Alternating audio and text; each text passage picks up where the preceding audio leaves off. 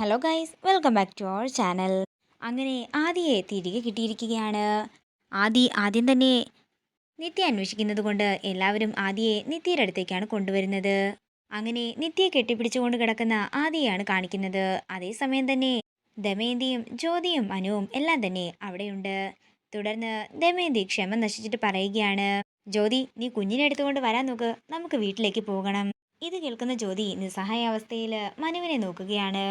അതേസമയം എന്തു ചെയ്യണമെന്നറിയാതെ മനുവും നിൽക്കുന്നു. ഇവരിൽ നിന്നും ഒരനക്കവും കാണാത്ത ദമയന്തി ബലമായി തന്നെ നിത്യയുടെ അടുത്ത് നിന്നും ബലമായി ആദിയെ എടുക്കുകയാണ്. തുടർന്ന് നിത്യാമ്മ എന്ന് വിളിച്ച് പൊട്ടിക്കരയുകയാണ് ആദി.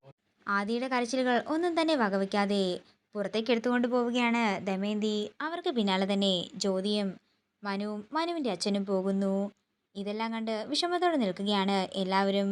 പെട്ടെന്ന് തന്നെ ആദി എന്ന് വിളിച്ചുകൊണ്ട് പൊട്ടിക്കരയുകയാണ് നിത്യയുടെ കരച്ചിൽ കണ്ട് താങ്ങാനാകാതെ നിൽക്കുന്ന ഹരിയെയും സുജാതയുമാണ് കാണിക്കുന്നത്. പിന്നീട് കാണിക്കുന്നത് ജയിലാണ്. ജീവനെ കാര്യങ്ങളെല്ലാം അറിയിക്കാനായി വീണ ജയിലിലേക്ക് പോയിരിക്കുകയാണ്. തുടർന്ന് എല്ലാം കേട്ടതിന് ശേഷം ജീവൻ പറയുകയാണ്, എനിക്ക് ജാമ്യം കിട്ടണം. 1-2 ദിവസമായാലും കുഴപ്പമില്ല. അതിനുള്ളിൽ ചെയ്യാവുന്നതൊക്കെ ഞാൻ ചെയ്തിരിക്കും. കൊല്ലാനുള്ളതൊക്കെ ഞാൻ കൊന്നുമിരിക്കുമെന്ന് ദേഷ്യത്തോടെ പറയുകയാണ് ജീവൻ.